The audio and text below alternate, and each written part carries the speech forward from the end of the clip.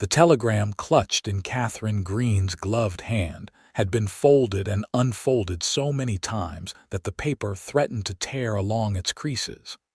But she could not stop herself from reading those few precious words one more time, as the train rattled westward across the endless prairie toward Nevada in the summer of 1882.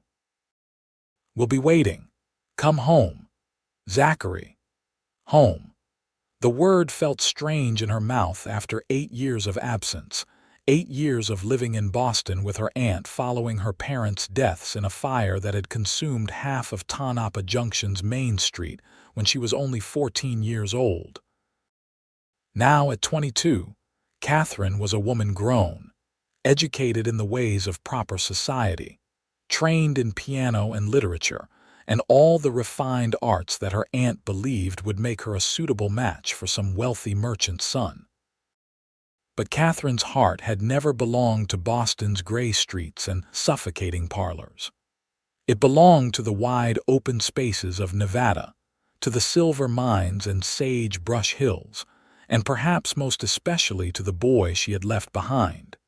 Except Zachary Porter was no longer a boy. His letters over the years had been infrequent but treasured, each one painting a picture of his life working his family's ranch, breaking horses, driving cattle to market, building something solid and real with his own 2 hands. The last letter had come 6 months ago, and it had been different from all the others. In it, he had asked her to come back. He had told her that he had built a house, that the ranch was prospering, that he had been waiting for her all this time. That he loved her still, had never stopped loving her since they were children playing by the creek that ran through his father's property. Katherine had written back immediately, her heart pounding so hard she could barely hold the pen steady. Yes, she had told him.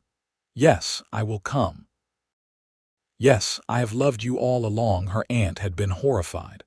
Travel alone, 1,000 miles across the country to marry some rancher. Katherine, you have lost your senses completely. You belong here in civilization, not in that God-forsaken desert. But Katherine had been resolute. She had sold the few pieces of jewelry her parents had left her, bought her train ticket, packed her trunk with her most practical dresses and her mother's wedding ring, and set out on the journey that would change her life forever.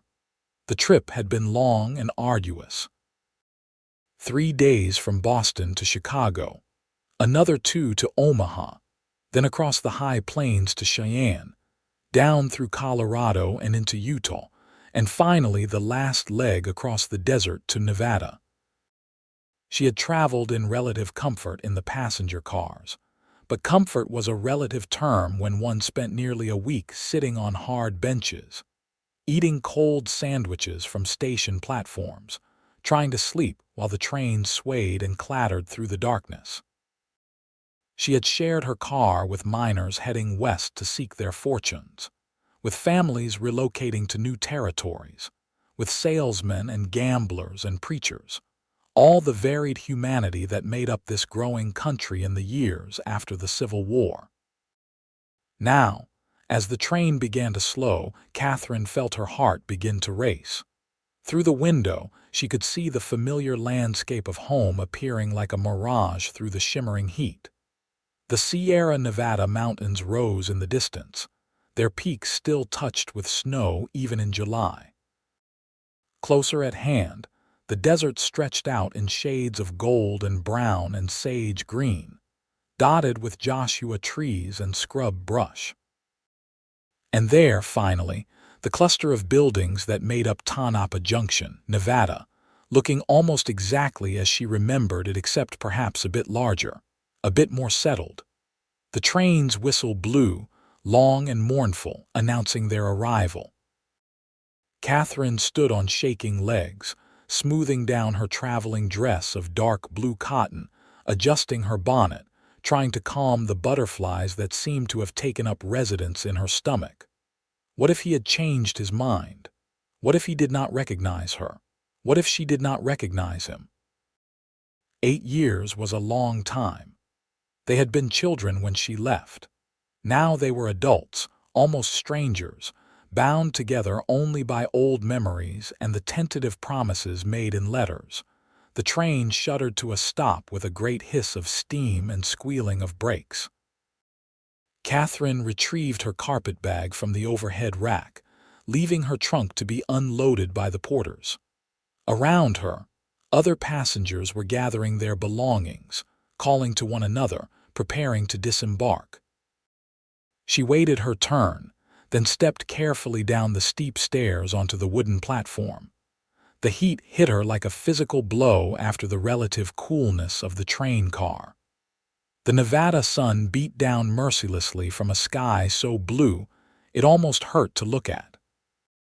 Katherine raised one hand to shade her eyes, scanning the platform for a familiar face.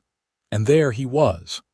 Zachary Porter stood at the far end of the platform, hat in his hands, his dark hair gleaming in the sunlight. He was taller than she remembered, broader through the shoulders, his face tanned and weathered by years of outdoor work. He wore simple clothes, a cotton shirt and denim trousers, boots that had seen hard use, but he stood with a quiet confidence that made him seem somehow larger than life. And his eyes, those warm brown eyes she remembered from childhood, were fixed on her with an intensity that made her breath catch in her throat. For a moment, they simply stared at each other across the crowded platform. Katherine felt as though the rest of the world had faded away, as though there was nothing and no one else but the two of them, separated by 20 feet of sun-bleached wood and 8 years of absence. Then Zachary smiled, and it was like the sun coming out from behind clouds. He took a step forward, then another, and then he was walking toward her with his arms held open, and Katherine found herself running, actually running, her carpetbag forgotten on the platform, her carefully maintained Boston deportment abandoned entirely. She collided with him hard enough to make him stagger back a step, and his arms came around her, strong and sure, pulling her close. He smelled of horses and leather and sage, of clean sweat and sunshine, and Katherine buried her face in his shoulder and felt tears spilling down her cheeks. "You came," Zachary said, his voice rough with emotion. "God, Katie, you actually came." "Of course I came," she managed to say, her words muffled against his shirt. "Did you think I would not?" "I was afraid," he admitted, pulling back just enough to look down at her face. One work-roughened hand came up to cup her cheek, his thumb brushing away her tears. "Afraid you would change your mind. Afraid you would decide Boston was better than a dusty ranch in the middle of nowhere. Afraid I had waited too long to ask." Katherine shook her head, covering his hand with her own. "Never. I never wanted Boston. I only ever wanted to come home, to come back to you." Something shifted in his expression, a vulnerability giving way to joy so pure it took her breath away. "Then I am the luckiest man in Nevada," he said softly. "Maybe the luckiest man in the whole country." Before she could respond, before she could think or second-guess or worry about propriety, Zachary bent his head and kissed her. It was gentle and sweet and filled with 8 years of longing, and Katherine felt something in her chest unfurl like a flower opening to the sun. Her hands came up to grip his shoulders, steadying herself as the world seemed to tilt and spin around them. When they finally broke apart, both breathing hard, Katherine became aware of the other people on the platform watching them with varying degrees of amusement and approval. An elderly woman was smiling broadly, a younger man whistled appreciatively, and the station master was grinning as he hauled luggage from the train. "I should get my trunk," Katherine said, feeling heat rise in her cheeks that had nothing to do with the Nevada sun. "Already taken care of," Zachary told her, retrieving her dropped carpetbag. "I have a wagon waiting. We can load your things and head out to the ranch before it gets much hotter." "The ranch," Katherine repeated, the reality of it all suddenly sinking in. "Your father's ranch, is he well?" "Does he know I am coming?" "He knows," Zachary said, guiding her toward where a sturdy wagon waited, hitched to two patient horses. "He is well, though not as strong as he once was. The ranch is mostly mine now, though he still helps with the books and makes sure I do not do anything too foolish." He paused, then added more quietly, "He is glad you are coming back. He always liked you, even when we were children getting into trouble down by the creek." The mention of those long-ago days made Katherine smile. She had spent so much of her childhood at the Porter Ranch, her parents being friends with Zachary's family. She and Zachary had been inseparable, always off on some adventure, exploring the canyons and hills, fishing in the streams, helping with the horses. It had been an idyllic childhood, right up until the fire that had taken everything from her. Zachary's trunk was already loaded in the wagon bed, secured with rope. He helped her up onto the bench seat, his hands strong and steady at her waist, then climbed up beside her and took up the reins. With a click of his tongue, he set the horses moving, guiding them away from the station and down the main street of Tonopah Junction. The town had grown in Katherine's absence. There were more buildings now, a proper hotel where before there had been only a boarding house, a larger general store, even a small schoolhouse. But it was still recognizably the town of her childhood, still dusty and rough around the edges, still surrounded by endless desert and distant mountains. "It is strange," Katherine said as they rattled past the church where her parents' funeral had been held. "It looks the same and different all at once." "We have been growing," Zachary agreed. "The silver mines brought more people, and the railroad stop helped even more. There is talk of Tonopah Junction becoming a proper town, with a mayor and everything." He glanced at her with a slight smile. "Though to be honest, I prefer it when things were quieter. Too many people make me nervous." "You were always more comfortable with horses than humans," Katherine teased gently. "Horses make more sense," Zachary said seriously. "They are honest. If a horse does not like you, it lets you know right away. People are more complicated." They left the town behind, following a well-worn track that led west into the hills. The landscape here was harsh but beautiful, the kind of beauty that required understanding to appreciate. The desert stretched out on either side, alive with subtle colors and hidden life if one knew where to look. In the distance, Katherine could see the dark shapes of cattle grazing on the sparse vegetation. "How many head do you run now?" she asked, genuinely curious about the ranch that would be her new home. "About 500, Zachary said with evident pride. "We have good water from the creek and a couple of springs up in the hills. It is not easy country, but the cattle do well if you know how to manage them. We drive them to market twice a year, bring in enough money to keep things going and then some." He paused, then added, "I have been saving, building up the herd, improving the ranch, making sure I could provide for a family." The word family sent a warm glow through Katherine's chest. She had dreamed of this for so long, of a life with Zachary, of building something together in this harsh, beautiful land. "Tell me about the house," she said. "You mentioned in your letter that you had built it." Zachary's expression softened. "It is not fancy like what you must be used to in Boston," he warned. "But it is solid. 4 rooms, a good stone fireplace, windows with real glass. I built most of it myself over the past 2 years, though some of the neighbors helped with the heavy work. It sits on a little rise overlooking the creek, with cottonwood trees for shade. I tried to build it the way I thought you would like it." "I am sure it is perfect," Katherine said, reaching over to place her hand on his arm. Even through the fabric of his shirt, she could feel the strength of him, the reality of him after so many years of absence. They rode in companionable silence for a while, the only sounds the creak of the wagon, the the clip-clop of the horses' hooves, and the occasional cry of a hawk overhead. The sun climbed higher in the sky, and Katherine was grateful for her bonnet, though she could feel sweat trickling down her back beneath her traveling dress. "Are you all right?" Zachary asked, glancing at her with concern. "I know it is hot. We can stop and rest if you need to." "I am fine," Katherine assured him, though in truth the heat was oppressive after Boston's milder climate. "I will adjust. I grew up here, remember?" "You did," Zachary agreed, "but 8 years in the East might have softened you up." There was a teasing note in his voice that made her smile. "I am not so soft as all that," she protested. "Aunt Margaret made sure I learned all sorts of useful skills.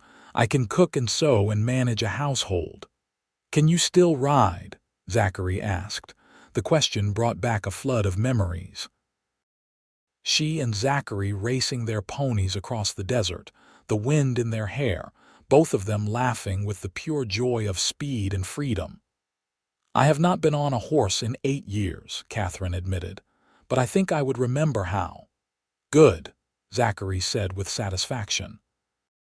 "Because ranch life requires riding. I cannot have my wife stuck at the house all the time." Wife. The word hung in the air between them, full of promise and possibility. Katherine felt her heart skip a beat. "Zachary Porter," she said, trying to keep her tone light despite the sudden nervousness fluttering in her stomach. "Are you assuming I will marry you? You have not actually asked me yet." Zachary had the grace to look embarrassed. He pulled the wagon to a stop, setting the brake and turning to face her fully. "You are right," he said seriously. "I am doing this all backwards. Katie, I should have asked properly the moment you stepped off that train." He took both of her hands in his brown eyes earnest and intense. "Katherine Greene, I have loved you since we were children. I have thought of you every single day for the past 8 years. You are the reason I built that house, the reason I worked so hard to make the ranch successful. Everything I have done has been with the hope that someday you would come back and share it with me. Will you marry me? Will you be my wife and my partner and the mother of my children? Will you build a life with me here in Nevada?" Katherine felt tears pricking at her eyes again, but these were happy tears, joyful tears. "Yes," she said simply. "Yes to all of it. I want nothing more than to be your wife, Zachary." The smile that spread across his face was brilliant. He leaned forward and kissed her again, slower this time, more deliberate, a promise of all the kisses to come. When they broke apart, he rested his forehead against hers. "We will do it right," he said. "A proper wedding in the church with all the town invited."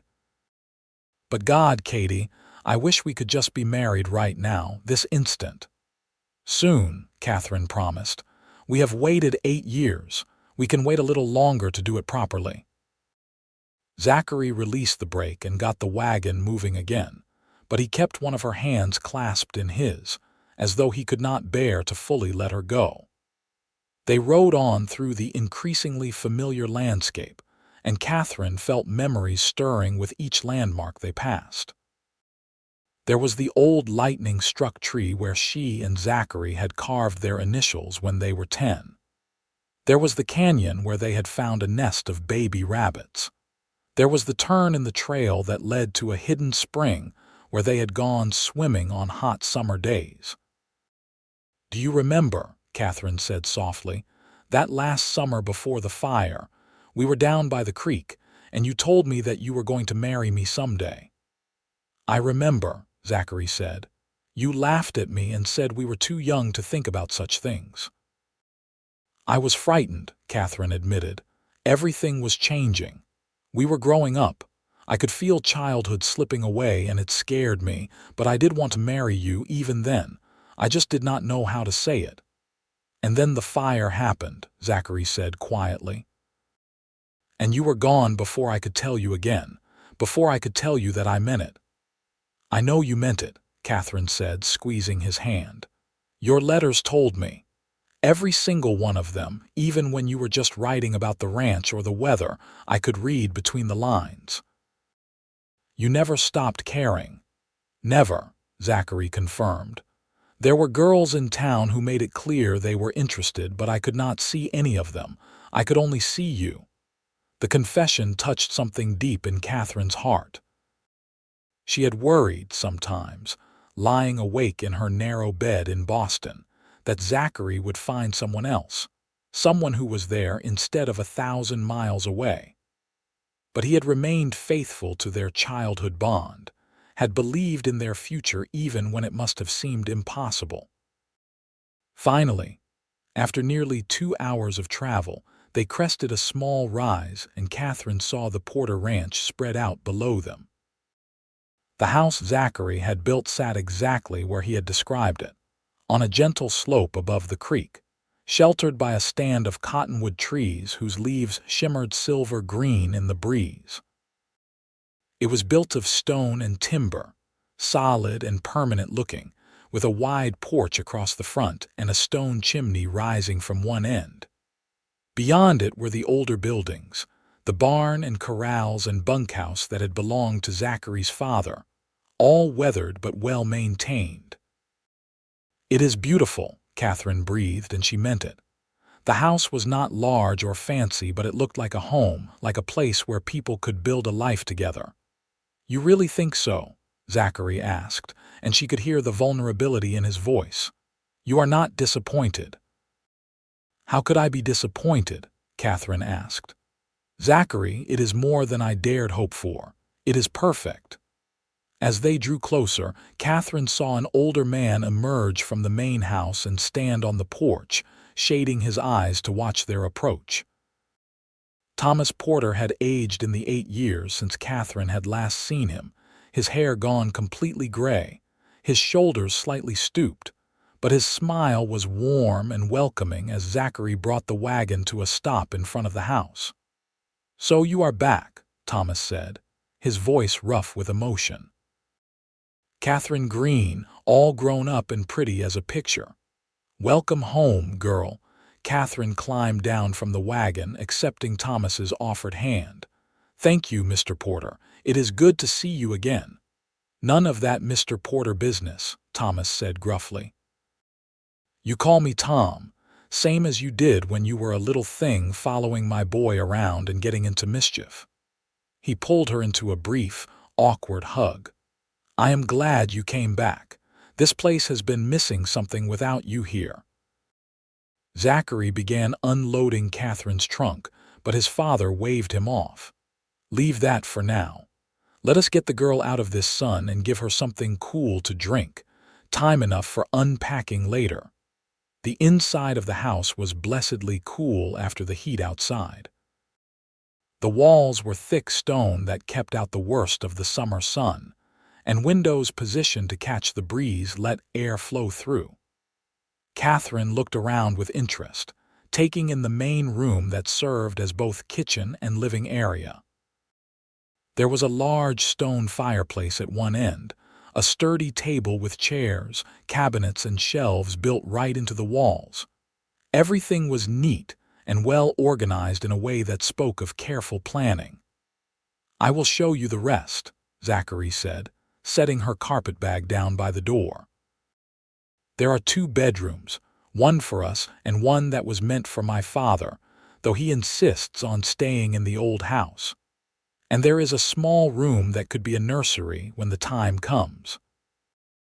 Katherine felt heat rise in her cheeks at the mention of a nursery, at the thought of children, of the life they would build together. Thomas cleared his throat and diplomatically excused himself, saying he needed to check on something in the barn. When they were alone, Zachary took Katherine's hand and led her through the house, showing her each room with obvious pride. The bedroom he had built for them was simple but comfortable, with a large bed frame he had clearly made himself, a wardrobe for clothes, and a window that looked out over the creek. The walls were whitewashed and clean, waiting for Katherine to make them into a home.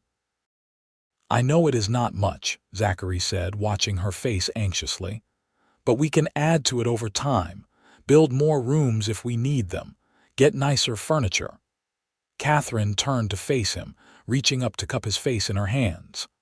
Zachary Porter, stop apologizing for what you have built. This house is wonderful. It is solid and well made, and it has everything we need. I could not ask for anything better. Relief flooded his expression. I just want you to be happy here, he said. I want you to feel like this is your home. It already feels like home, Katherine assured him. Because you are here, that is all I need. They stood there for a long moment, simply looking at each other, the reality of their situation slowly sinking in. They were truly here together after so many years apart. The waiting was over. Their life together was beginning. We should talk to Reverend Michaels about the wedding, Zachary said practically. I want to marry you as soon as possible. Is a week long enough for you to prepare? Or do you need more time? A week is perfect, Katherine said. She had no need for an elaborate wedding. All she wanted was to stand before God and the community and pledge her life to this man. But I will need a dress, something more appropriate than what I brought from Boston. Mrs. Chen at the general store does dressmaking, Zachary said. She is very skilled. We can go into town tomorrow and see her. The rest of the day passed in a blur of activity. Thomas returned from the barn and insisted on making dinner for all of them, a simple but hearty meal of steak and potatoes and vegetables from the garden he maintained. They ate at the table in the new house, and Katherine began to understand the rhythm of ranch life, the way everything revolved around the needs of the animals and the land. After dinner, as the sun began to set in a spectacular display of orange and gold across the desert sky, Zachary walked Katherine down to the creek. They followed a well-worn path through the cottonwood trees to a spot where the water pooled deep and clear, the same spot where they had played as children. I come here sometimes when I need to think, Zachary said, settling down on a flat rock near the water's edge and pulling Katherine down beside him. It reminds me of you, of those days when everything seemed simple. Katherine leaned against his shoulder, watching the water flow past. Nothing is ever truly simple, she said softly. But maybe that is all right. Maybe complicated is better, more real. Maybe, Zachary agreed. He put his arm around her, holding her close, and they sat together in comfortable silence as the light faded and the first stars began to appear in the darkening sky. What happens now? Katherine asked after a while. I mean, what does a typical day look like here? Zachary considered the question. Well, I am usually up before dawn. The animals need tending, fences need mending, there is always something that needs doing on a ranch. In the summer like this, we try to do the heavy work early before it gets too hot. Afternoons are often spent working with the horses or checking on the herd. Evening is for quieter work, maintaining equipment, that sort of thing. He paused. But that is how it has been with just me and my father. With you here, things will be different, better. You can set your own rhythm, do what needs doing for the house. I hired a woman from town, Mrs. Garcia, to come help with the heavy cleaning and laundry. She will be by twice a week. That is very thoughtful, Katherine said, but I am not afraid of hard work, Zachary. I want to be a true partner to you, not just a decoration in your house. I know, Zachary said. I would not want you any other way, but I also want you to have time for yourself, time to settle in and make this place your own. He pressed a kiss to the top of her head. We will figure it out together. That is what marriage is, right? Two people figuring out how to build a life together. They stayed by the creek until the stars were bright overhead and a chill had crept into the air. Then Zachary walked Katherine back to the house, his hand warm and strong around hers. At the door, he paused. I should go sleep in the bunkhouse tonight, he said reluctantly. It would not be proper otherwise. I know, Katherine said. though part of her wanted to protest, wanted to ask him to stay. But he was right. They had waited this long. They could wait another week to be truly together as husband and wife. Zachary kissed her goodnight, a long, sweet kiss that left her breathless and aching with anticipation. "Sleep well, Katie," he murmured against her lips. "Dream of our future." "I will," she promised. "I always do." The next morning, Katherine woke to sunlight streaming through the window and the sound of roosters crowing in the distance. For a moment, she was disoriented, unsure where she was. Then memory flooded back and she smiled, stretching luxuriously in the comfortable bed. She was home. She was really, truly home. She dressed quickly in one of her simpler dresses, brushed and pinned up her hair, and emerged from the bedroom to find Zachary already in the kitchen, making coffee over the fire. "Good morning," he said, turning to smile at her. "Did you sleep well?" "Better than I have in months," Katherine admitted. "Maybe years." She moved to stand beside him, watching as he poured hot water through the coffee grounds. "What time did you wake up?" "About 4, Zachary said. "I already fed the horses and checked on the cattle in the near pasture." "Everything looks good." He poured coffee into 2 cups and handed one to her. "I thought we could ride into town after breakfast, see Mrs. Chen about your dress and talk to the Reverend about the wedding." The trip into town was pleasant in the cool morning air. Zachary saddled 2 horses, and Katherine found that riding was indeed like remembering how to swim or walk. Once she was in the saddle, her body remembered what to do, and soon they were cantering side by side down the trail toward Tanapa Junction. Mrs. Chen's shop was a small establishment attached to the general store, but it was neat and well organized, with bolts of fabric lining the walls and a dressmaker's form in the corner. Mrs.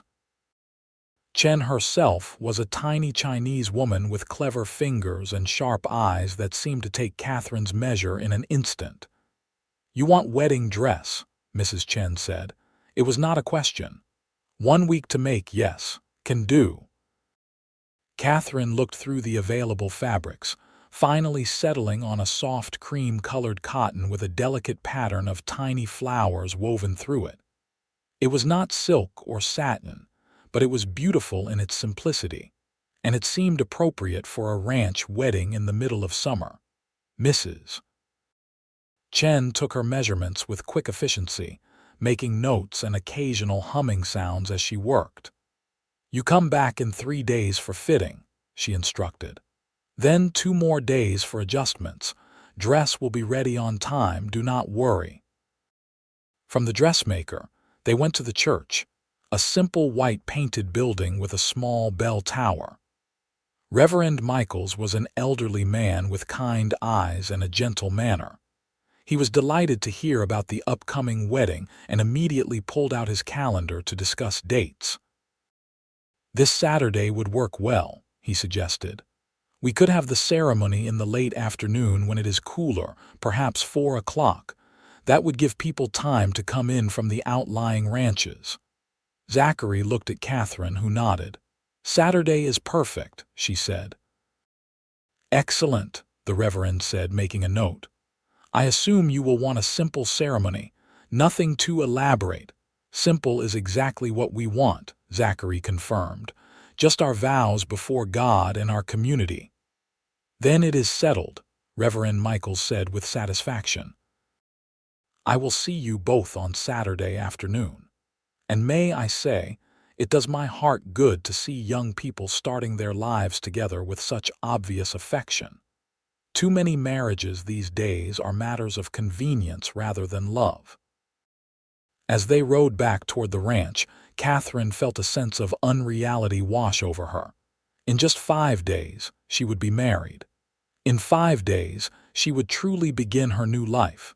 It seemed impossible that something she had dreamed about for so long was actually happening. "Are you nervous?" Zachary asked as though reading her thoughts. "A little," Katherine admitted. "Not about marrying you, I am absolutely certain about that, but about everything else, about being a good wife, about managing a household, about fitting into this life. "You will be wonderful," Zachary said with complete confidence. "You already fit in. You belong here, Katie. You always have." The days leading up to the wedding passed in a whirlwind of activity. Katherine cleaned the house from top to bottom, arranged furniture, unpacked her trunk, and made the space truly hers.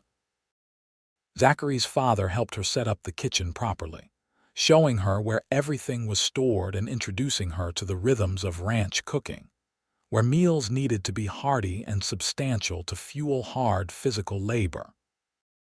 Neighbors began stopping by to welcome Katherine back and to congratulate her on her upcoming marriage. She met families she had known as a child, now with older children of their own. She met newer settlers who had arrived in the years she had been away. Everyone was friendly and welcoming, and Katherine began to feel the ties of community wrapping around her like a warm blanket.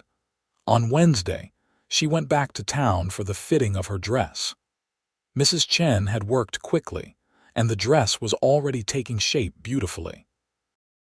It had a simple, elegant cut with a fitted bodice and full skirt, long sleeves to protect against the sun, and delicate buttons down the back. "You will be beautiful bride," Mrs. Chen said with satisfaction as Katherine stood on the fitting platform. "This cowboy of yours, he is very lucky man." "I am the lucky one," Katherine said softly, looking at her reflection in the mirror. The woman looking back at her seemed like a stranger and like her truest self all at once. She was no longer the polished Boston lady her aunt had tried to make her. She was Katherine Greene of Nevada, soon to be Katherine Porter, and she had never been happier. On Friday evening, there was a knock at the door. Katherine opened it to find a group of women from town standing on the porch, laden with baskets and parcels. "We have brought you some things for your wedding day," Mrs. Garcia announced. She was a plump, cheerful woman in her 40s who had been helping with the house cleaning. "Every bride needs help from her sisters, yes." The women swept in like a cheerful invasion, setting out food for the wedding celebration, helping Katherine organize the house for guests, sharing advice and stories from their own weddings. It was warm and wonderful and exactly what Katherine needed. For the first time, she truly felt like she was part of this community, like she belonged. That night, lying in bed and listening to the sounds of the desert through her open window, Katherine felt utterly at peace. Tomorrow she would marry Zachary. Tomorrow her new life would truly begin. She fell asleep smiling, dreaming of the future.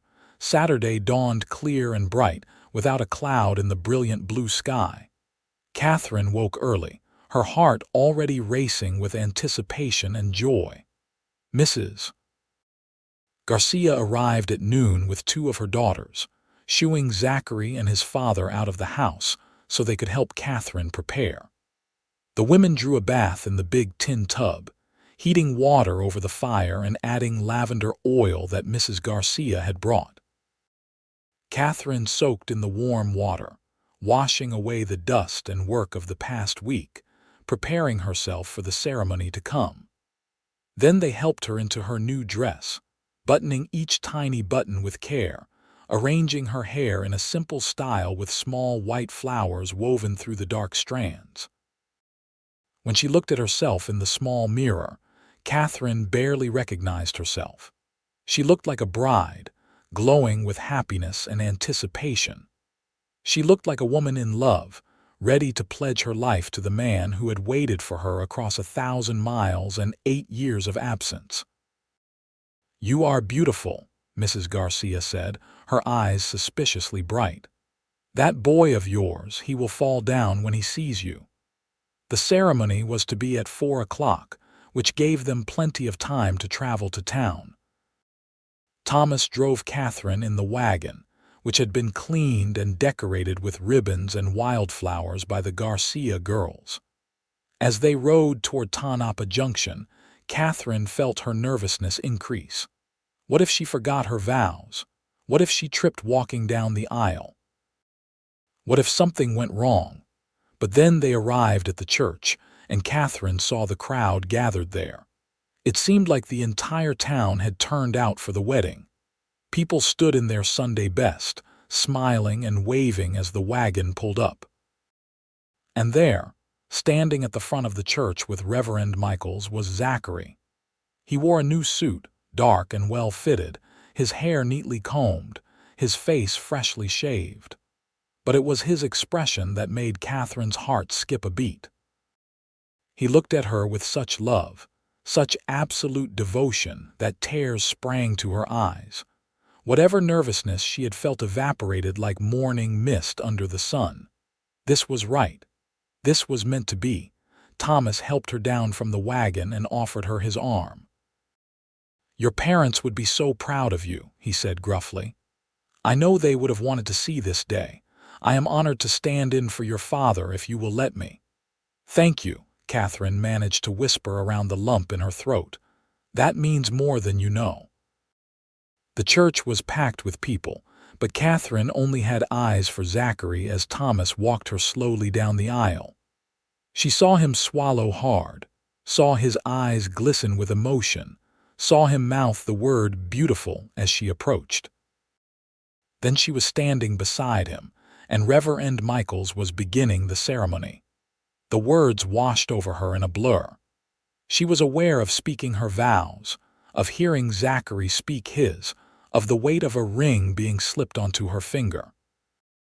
Zachary had made it himself, she realized with wonder. Hammered from silver he had mined himself, simple and perfect. Then the Reverend was saying, "You may kiss your bride," and Zachary was pulling her close and kissing her to the sound of applause and cheering from the assembled crowd. "I love you, Mrs. Porter," Zachary whispered against her lips. "I love you too," Katherine whispered back. "Always." The celebration that followed was boisterous and joyful. Long tables had been set up outside the church, laden with food that people had brought from all over the county. There was music and dancing and laughter as the sun slowly sank toward the western horizon. Katherine danced with Zachary, with Thomas, with neighbors and friends both old and new. She ate cake and accepted congratulations and felt happier than she had ever imagined possible. As the sky turned orange and gold with sunset, Zachary pulled her aside. "Ready to go home?" he asked softly. "More than ready," Katherine said. They said their goodbyes, climbed into the wagon, and headed back toward the ranch as the first stars began to appear overhead. They rode in silence, but it was a comfortable, anticipatory silence, full of promise and possibility. When they reached the house, Zachary lifted Katherine down from the wagon and then, before she could protest, swept her up in his arms and carried her over the threshold. She laughed, clutching at his shoulders as he kicked the door shut behind them and carried her straight to the bedroom. "Welcome home, Mrs. Porter," he said, setting her gently on her feet beside the bed.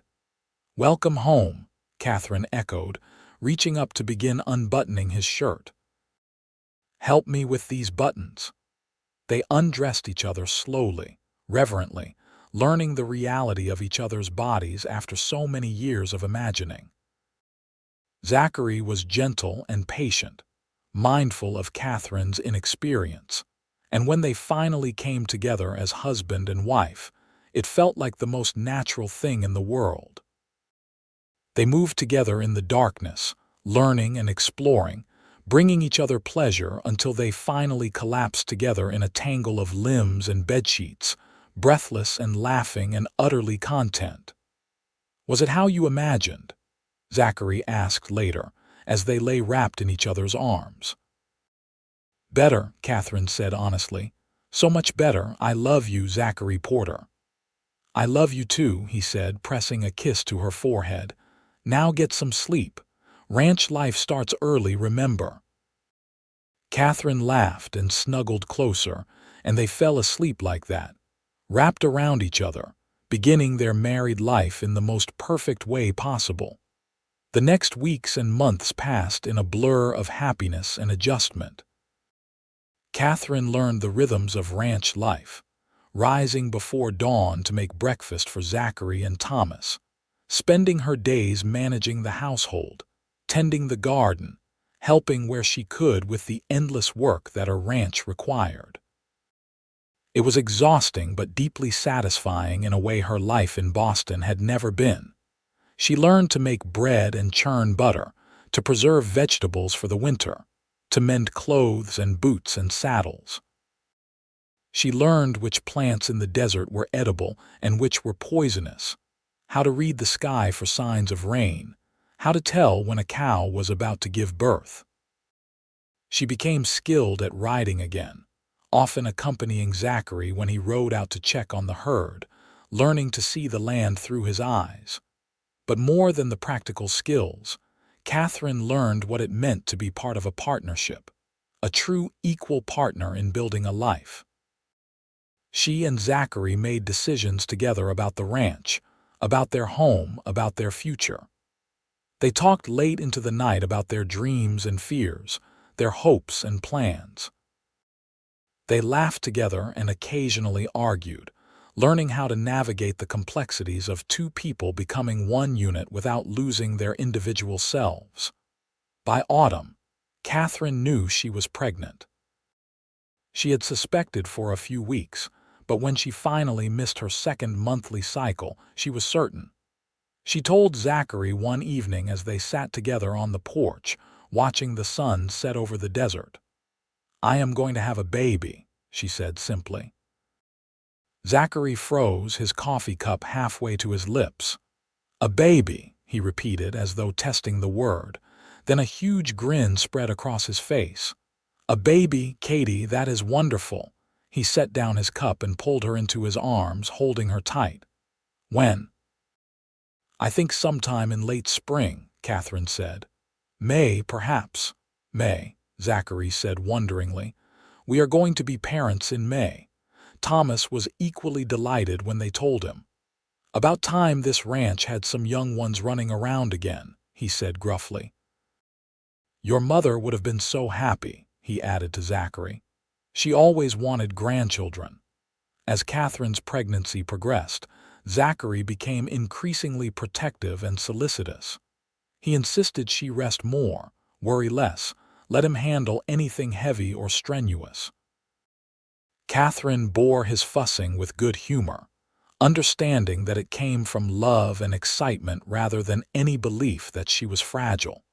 The winter was mild that year, and they spent the long evenings preparing for the baby. Zachary built a beautiful wooden cradle, carving intricate designs into the headboard. Katherine sewed tiny clothes and blankets, marveling at how small everything was.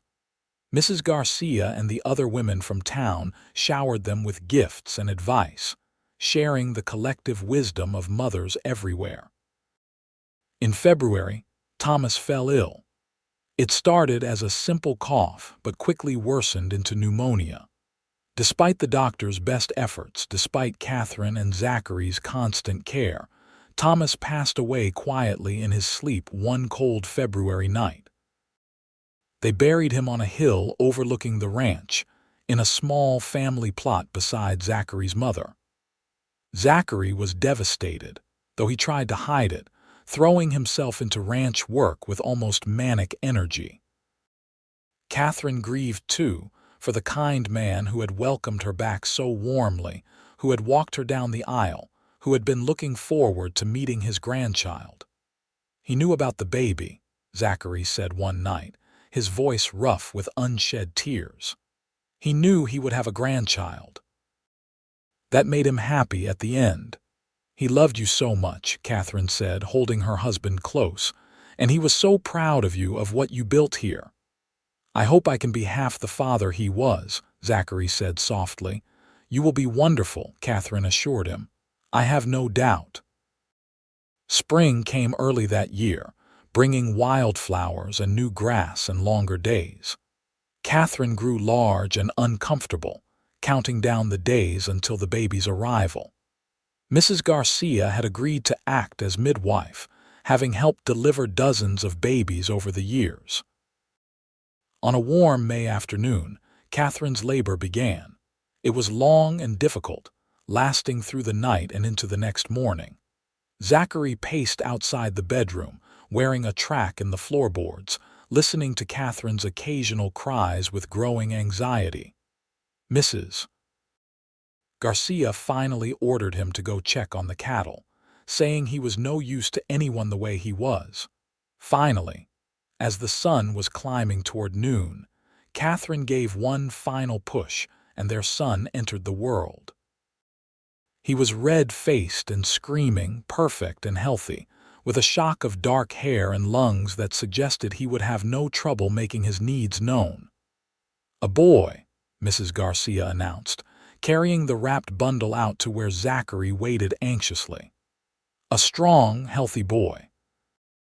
And your wife did beautifully."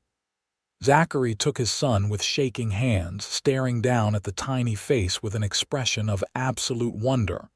"He is perfect," he breathed.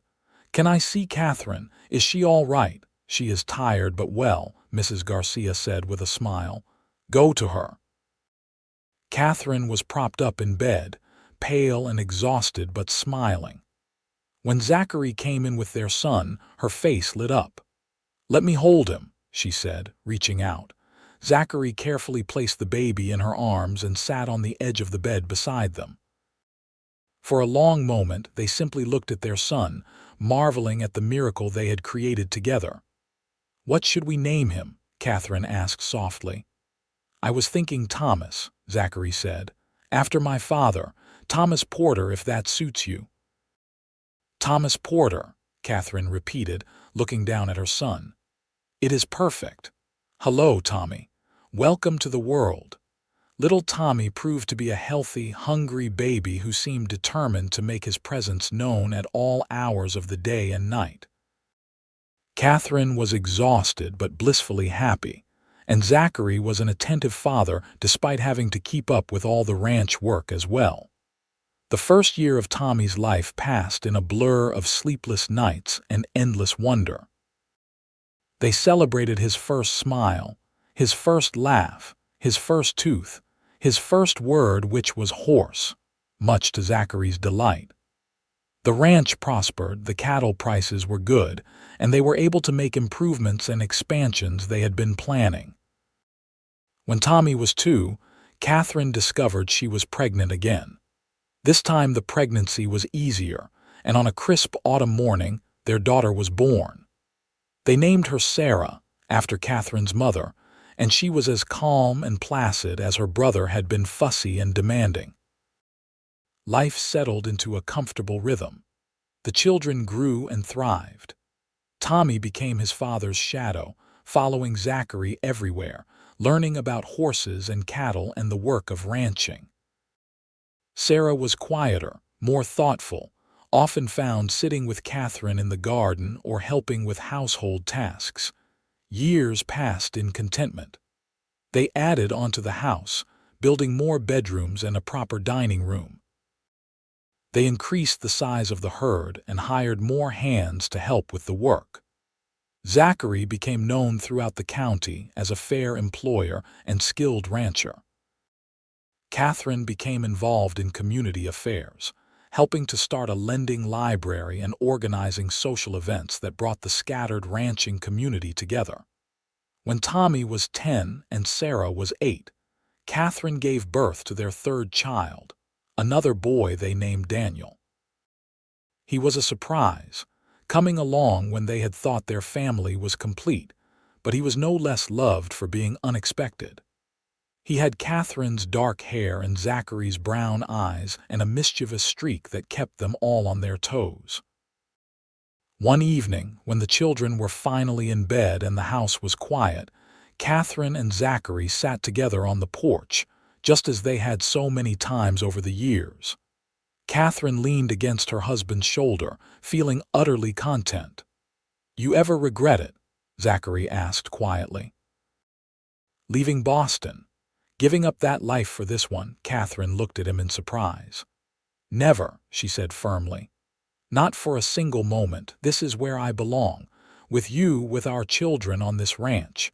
This is my life, Zachary, the life I chose, and I would choose it again in a heartbeat. Even though it is hard work. Even though we will never be wealthy or sophisticated, especially because of that, Katherine said. This life is real. It is built on love and hard work and partnership. What could be better than that? Zachary pulled her closer, pressing a kiss to her temple. I love you, Katie, more now than I did on our wedding day, if that is even possible. It is possible, Katherine said softly, because I love you more too. Love grows, Zachary. It deepens and strengthens over time if you tend it properly. They sat in comfortable silence, watching the stars come out one by one over the desert. From inside the house came a faint cry as baby Daniel woke up, and Katherine stood with a sigh. Duty calls, she said with a smile. I will get him, Zachary said, rising. You rest. I can handle one feeding. Katherine watched her husband disappear into the house and felt her heart swell with love. This was her life, simple and beautiful and perfect in all its imperfection. She had traveled 1,000 miles alone, had been met at the station by a cowboy with open arms, and together they had built something wonderful. The years continued to pass, bringing joys and sorrows in equal measure. They weathered droughts and harsh winters, celebrated good years and struggled through lean ones. Tommy grew into a fine young man, as skilled with horses as his father, and eventually married a neighboring rancher's daughter. Sarah, to everyone's surprise, showed an aptitude for business and began managing the financial side of the ranch with remarkable skill. Young Daniel proved to have a gift with animals, able to gentle even the wildest horse with patience and understanding. Katherine and Zachary grew older together, their hair graying, their faces weathering, but their love remaining constant and strong. They became grandparents, watching with joy as Tommy and his wife had children of their own, as Sarah eventually married a banker from Tonopah Junction and started her own family. On their 25th wedding anniversary, their children threw them a party at the ranch. The house and yard were filled with family and friends, with neighbors who had become like family over the years. There was music and food and laughter, and speeches about the couple who had built such a strong life together. As the sun set and the party began to wind down, Katherine and Zachary slipped away to their favorite spot by the creek. It looked much as it had all those years ago, though the cottonwood trees were larger now, and there was a small bench that Zachary had built so they could sit comfortably. 25 years, Katherine said wonderingly. How did the time pass so quickly? I have no idea, Zachary admitted. It feels like yesterday you stepped off that train, and yet we have lived a whole lifetime since then. A good lifetime, Katherine said firmly. A wonderful life. The best, Zachary agreed. He took her hand, running his thumb over her knuckles in a familiar, comforting gesture. I have something for you. He pulled a small wooden box from his pocket and handed it to her. Katherine opened it to find a beautiful necklace inside, a silver pendant shaped like a heart with tiny flowers etched into the surface. I made it myself, Zachary said. The way I made your wedding ring. I wanted you to have something to mark this day. Katherine felt tears prick her eyes. It is beautiful. Help me put it on. Zachary fastened the necklace around her neck and Katherine touched the pendant gently. Thank you, she said softly.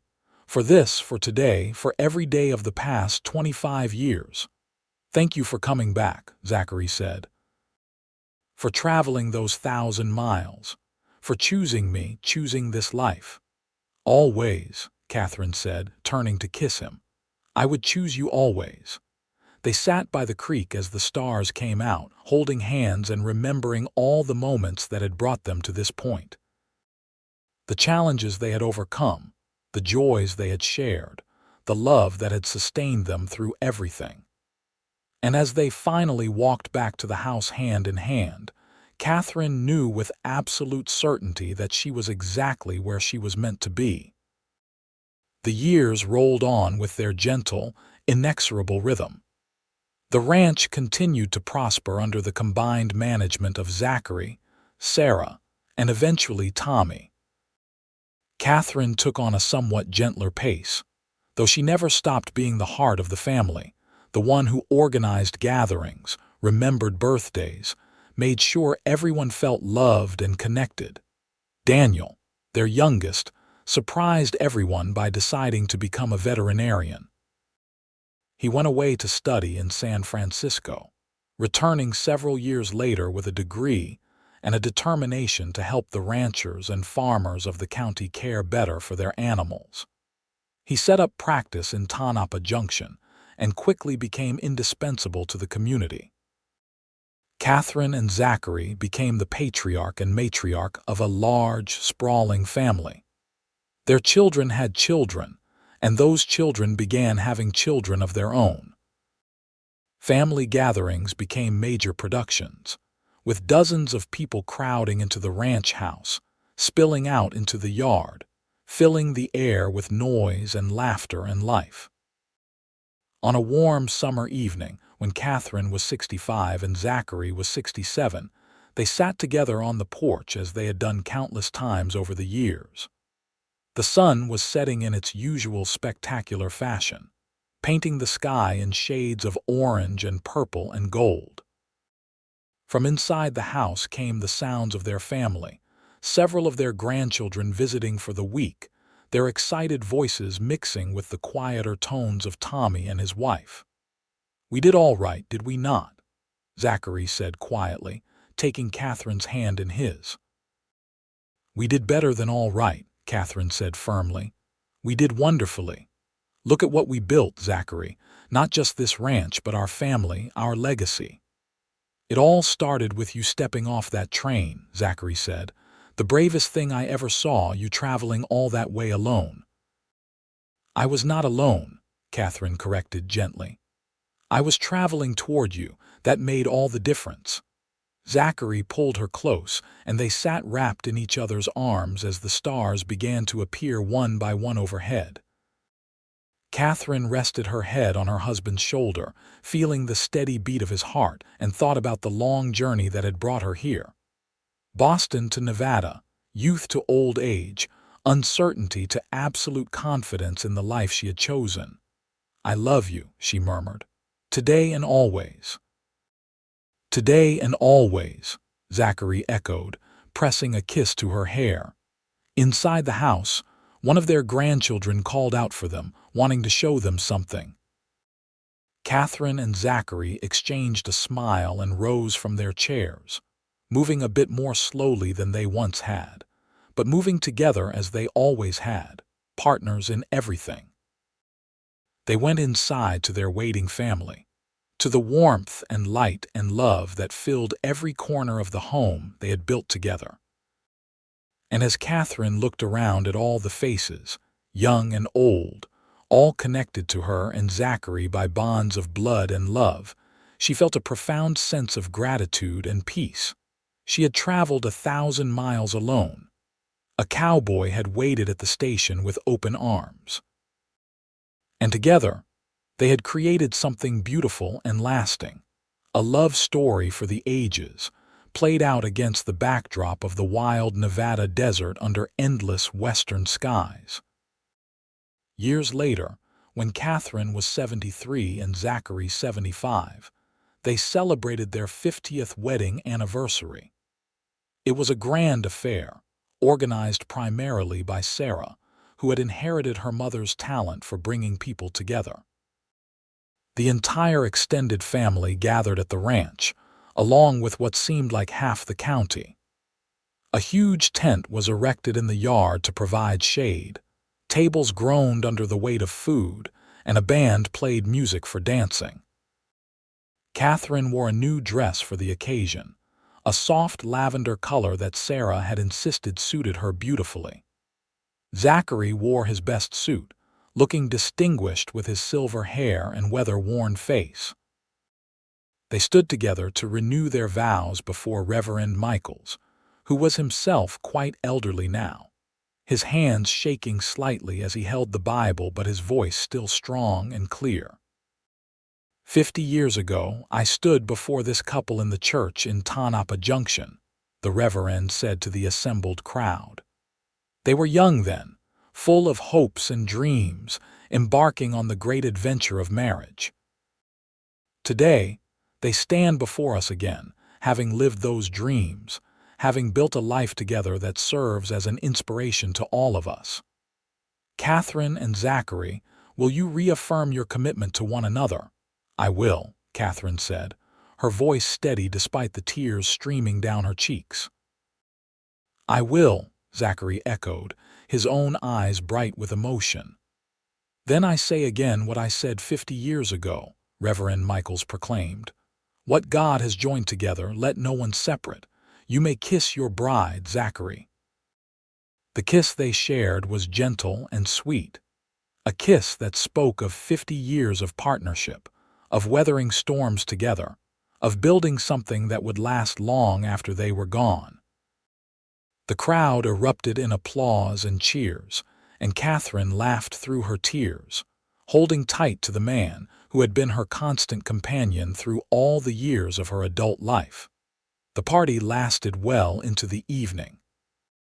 There was dancing and music and speeches, people sharing memories and stories about Katherine and Zachary, about the ranch, about the family they had built. Tommy spoke about learning ranching from his father, about the patience and wisdom Zachary had always shown. Sarah talked about her mother's strength and kindness, about how Katherine had taught her that women could be anything they chose to be. Daniel described how his parents' love had been the foundation of his own understanding of what a good relationship should look like. The grandchildren and great-grandchildren performed a play they had written about Katherine's journey from Boston to Nevada, complete with costumes and props. It was charmingly amateurish and utterly heartfelt, and Katherine cried again watching it, remembering that long-ago journey, that moment when she had stepped off the train and seen Zachary waiting for her. As the sun set and the party continued around them, Katherine and Zachary once again slipped away to their spot by the creek. The bench Zachary had built decades ago was still there, weathered but sturdy, and they sat down together with matching sighs of contentment. 50 years, Katherine said, shaking her head in wonder. How is it possible that 50 years have passed? I have no idea, Zachary said, but I would not change a single day of it. Well, maybe the day Tommy fell into the water trough and we thought he had drowned. That day was not great. Katherine laughed, remembering the panic, and then the relief when they had pulled their sputtering, indignant son from the trough. Or the time Sarah decided to give herself a haircut the day before her school portrait. Or when Daniel tried to bring home that injured coyote, Zachary added, grinning. They sat in comfortable silence, remembering all the days that had made up their life together. The good days and the hard days, the laughter and the tears, the moments of joy and the moments of sorrow. All of it woven together into the tapestry of their shared existence. You think we have done enough? Katherine asked softly. Do you think we have made a difference? Zachary looked at her in surprise. Katie, look at what we have built. Our children are good people who are raising good children.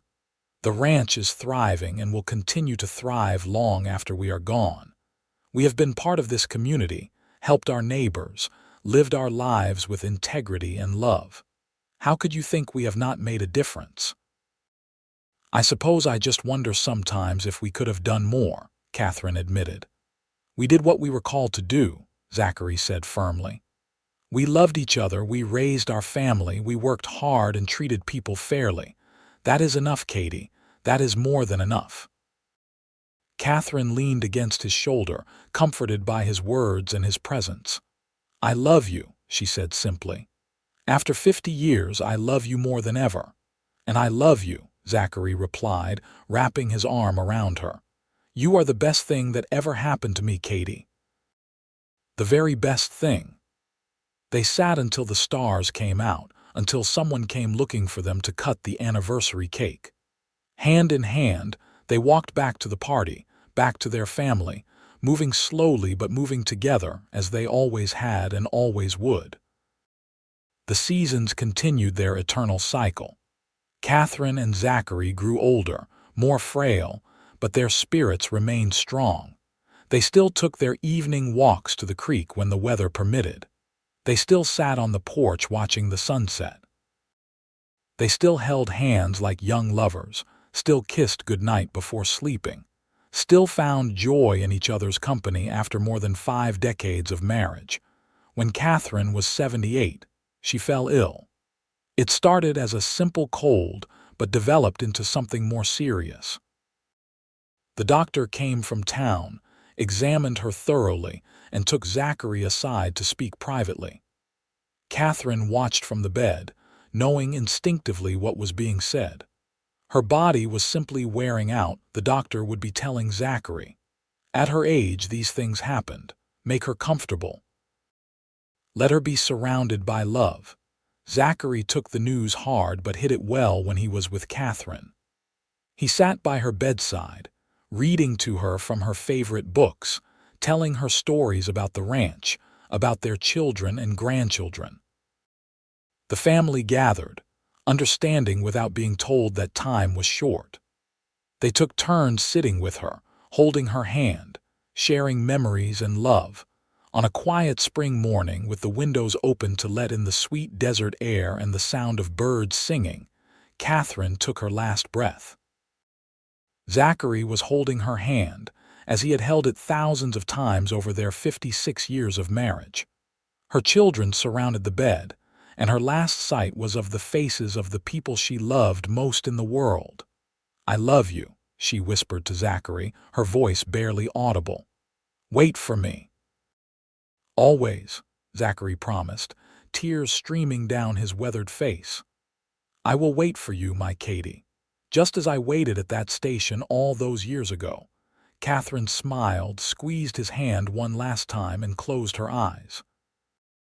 She passed peacefully, surrounded by love, her life complete and well lived. The funeral was held in the church in Tonopah Junction, the same church where she and Zachary had been married so many years before. The building was packed to overflowing, people standing outside in the warm spring sunshine, testament to the life Katherine had lived and the people she had touched. She was buried on the hill overlooking the ranch, next to Thomas and Zachary's mother, in the shade of a cottonwood tree. Zachary bore his grief with quiet dignity, but those close to him could see how it weighed on him. He grew more silent, more withdrawn. He went through the motions of daily life, but without his usual vigor. His children worried about him, tried to draw him out, but Zachary seemed to be simply waiting. "She told me to wait for her," he explained to Tommy one evening. "And I will. I waited for her before, and I will wait for her again." 3 months after Katherine's death, on a warm summer evening, Zachary went to bed and simply did not wake up. He passed peacefully in his sleep, and those who knew him best understood that he had simply decided it was time to follow his beloved wife. They buried him beside Katherine on the hill, and the family took comfort in knowing that they were together again. The ranch continued, as Katherine and Zachary had planned. Tommy and his family lived in the main house now, and the land remained in the Porter family, worked by their descendants. The love story of Katherine and Zachary became a family legend, told and retold to each new generation. The story of how she had traveled 1,000 miles alone, how he had waited at the station with open arms, how they had built a life together that was based on love and partnership and mutual respect. Years later, decades later, their great-great-grandchildren would stand on the hill where Katherine and Zachary were buried, looking out over the ranch that their ancestors had built, and they would feel connected to that original love story. They would understand that what Katherine and Zachary had created was more than just a successful ranch. It was a legacy of love, a testament to what two people could build when they chose each other, when they committed to facing life's challenges together. The house still stood, enlarged and modernized, but fundamentally the same house that Zachary had built with his own hands for the bride he had waited for. The creek still ran through the property, and the cottonwood trees still provided shade. And on quiet evenings, when the sun set in its spectacular Nevada fashion, those who were sensitive to such things swore they could feel a presence on the porch, as though two spirits sat there still, holding hands and watching the stars come out, together for all eternity. The town of Tonopah Junction grew over the years, eventually becoming a small city, but it never forgot its origins. The church where Katherine and Zachary were married became a historic landmark. Mrs. Chen's dress shop, long since passed to other hands, still displayed the original patterns and photos from its early days, including a faded photograph of Katherine in her wedding dress, smiling at someone just outside the frame. The story lived on, passed down through generations, inspiring other young people to take chances on love, to be brave enough to travel unknown roads, to wait patiently for the person who was meant to be theirs. Katherine and Zachary's love story became part of the fabric of the community, a reminder that the best things in life were worth fighting for, worth waiting for, worth traveling 1,000 miles to claim. And so, in the end, they got everything they had hoped for on that day when Katherine stepped off the train and into Zachary's waiting arms. They got a lifetime of love, a family to carry on their legacy, and a place in history as two people who chose each other and never looked back. Their story had a proper ending, a good ending, the kind of ending that every love story should have. They lived fully, loved deeply, and left the world better than they found it. They built something that lasted, something that mattered, something that would be remembered long after the last traces of their physical existence had faded into dust. And in the great book of love stories, in the annals of those who chose each other against all odds and made it work through dedication and commitment and pure stubborn devotion, the names of Katherine Greene and Zachary Porter were written in permanent ink, a testament to the power of love to transform lives and build legacies that endure forever.